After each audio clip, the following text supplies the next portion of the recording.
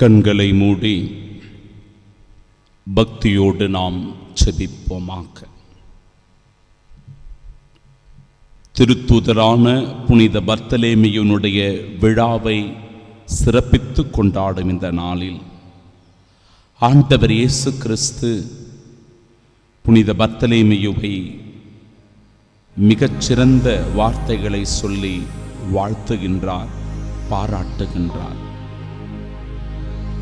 ஆம், புனித பர்த்தலேமியு ஒரு மிகச்சிறந்த உண்மை உள்ள மனிதர். அவர் ஒரு கபடற்ற மனிதர் என்பது ஆண்டவருடைய திருவார்த்தையாக இருக்கிறது. நம்மை குறித்து ஆண்டவர் எத்தகைய வார்த்தையை சொல்லுவார்?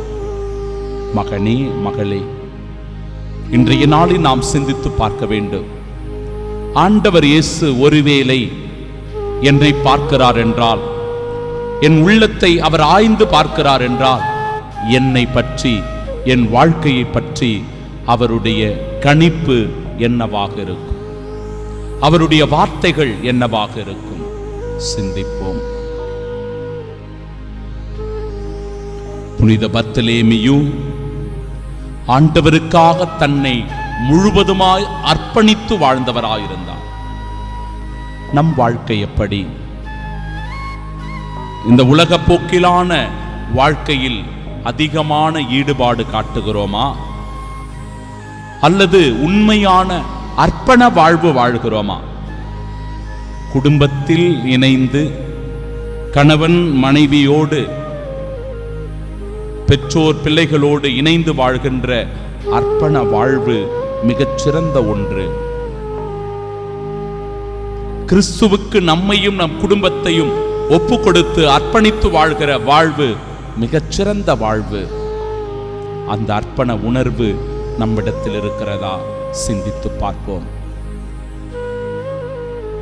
புனித பர்த்தலேமியு கிறிஸ்துவுக்காக ஒரு சாட்சியானார். மகனே, மகளே, கிறிஸ்துவுக்காக உன் வாழ்க்கை ஒரு சாட்சியான வாழ்க்கையாயிருக்குமா? நீ வாழ்கிற இடத்தில், உன் குடும்பத்தில், உன் உறவினர்கள் மத்தியில், உன் அன்பியத்தில், உன் பங்கு திரு அவையில் நீ ஒரு சாட்சியான வாழ்வு வாழ்ந்து கொண்டிருக்கிறாயா?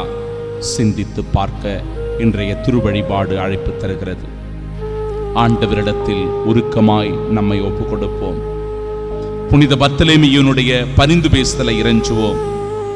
நல்லதொரு வாழ்வு வாழ்ந்து கிறிஸ்துவை ஆதாயமாக்கிக் கொண்டு அவரின் சாட்சியாயிருப்போம். ஆமென்.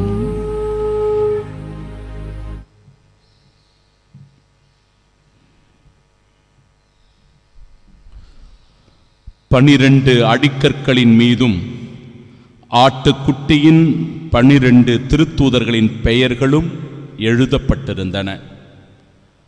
நம் ஆண்டவராகிய இயேசு கிறிஸ்துவின் அன்பும் அருளும் அமைதியும் மகிழ்ச்சியும் உங்கள் அனைவரோடும் இருப்பதாக. அன்பிற்கு பிரியமுள்ள சகோதர சகோதரிகளே, இன்று நம் தாயாம் திரு அவை திருத்தூதரான புனித பர்த்தலேமியுனுடைய விழாவை சிறப்பித்து கொண்டாட நமக்கு அழைப்பு தருகிறது. உங்கள் ஒவ்வொருவருக்கும் இந்நாளினுடைய விழா வாழ்த்துக்களை உரித்தாக்கிக் கொள்ளுகிறேன். ஆண்டவர் இந்த புனிதரை பார்த்து அற்புதமான ஒரு வார்த்தையை சொல்லுகிறார். இவரே உண்மையான இஸ்ரேலர், கபடற்றவர் என்கிற வார்த்தை. இது மிக ஆழமான ஒரு வார்த்தையாக, குட் சர்டிபிகேட்டாக இது அமைந்திருக்கிறது. பாருங்களேன், நம்மை குறித்து யாராவது இப்படி பெருமைப்பட சொன்னால், பேசினால் நம் உள்ளத்திற்கு எவ்வளவு மகிழ்ச்சி ஏற்படும். ஏனென்றால் அது நம்முடைய வாழ்க்கையை பிரதிபலிப்பதாக அமைந்திருக்கிறது. ஆண்டவர் இயேசு அவரை முற்றிலும் அறிந்துணர்ந்திருந்ததனால் இந்த வார்த்தையை அவர் சொல்லுகிறார். அவர் உண்மையானவர். ஒருவேளை சட்ட திட்டங்களை சரியாக கடைபிடித்ததனால்,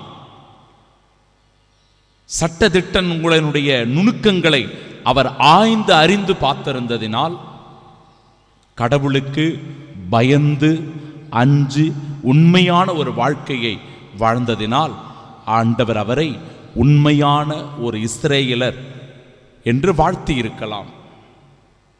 கபடற்றவர் என்று சொல்லும்போது, ஆம் அன்பிற்குரியவர்களே, பல சூழ்நிலைகளில் நம் வாழ்க்கை கூட இப்படியாக மாறிப்போகிறது.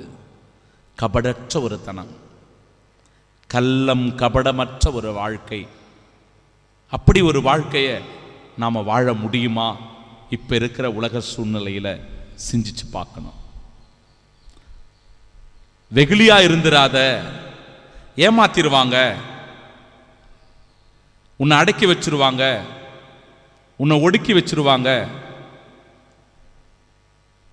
அதனால நீ எப்பொழுதும் ரொம்ப ஜாக்கிரதையா இருக்கணும், விழிப்போடு இருக்கணும் சொல்லி சொல்லி வளர்ப்பாங்க. ஆனால் இந்த இடத்தில் கபடு என்பது அந்த புறாவின் தன்மையை எடுத்து சொல்வதாக நாம் உணரலாம்.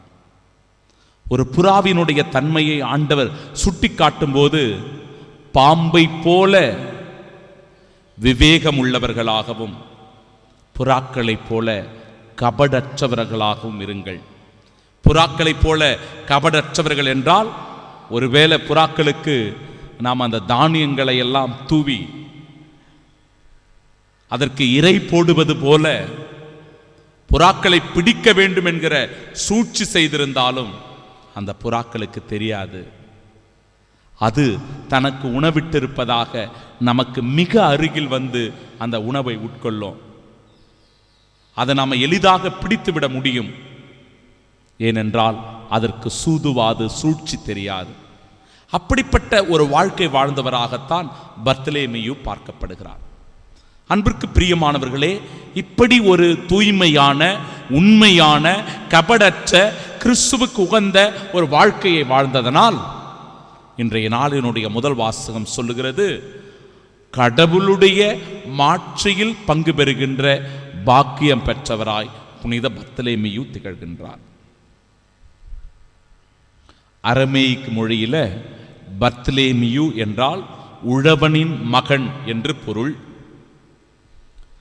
கானாவில் உள்ள கலிலேயாவை சேர்ந்தவராக புனித பர்த்தலேமியு இருக்கின்றார்.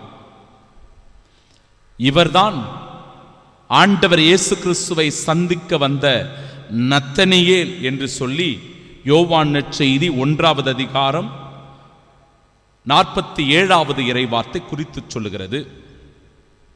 அன்பிற்குரியவர்களே, இவர் தாவீதினுடைய அரச பரம்பரையில் வந்தவர்.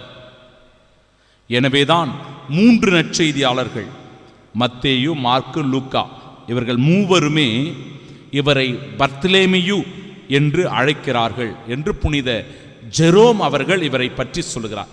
தாவீதினுடைய வழிமரபிலிருந்து இவர் வந்தவராக இருக்கலாம். இவர் திருமணமாகாதவர், இயேசுவை இறைமகன் என்று கண்டுணர்ந்து கொண்டவர்.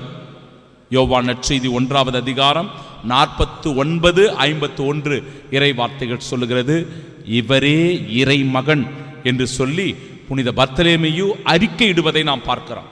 ரபி, நீர் இறைமகன், நீரே இஸ்ராயல் மக்களின் அரசர் என்று சொல்லி அவர் அறிக்கையிடுகின்றார். பல்வேறு இடங்களில் சென்று நற்செய்தி பணியை இந்த புனிதர் நிறைவேற்றி இருக்கிறார். எகிப்து, பெர்ஷியா, மெசபட்டோமியா, இந்தியாவிற்கு கூட இவர் வருகை தந்ததாக சில குறிப்புகள் இவரை பற்றி சொல்லுகிறது.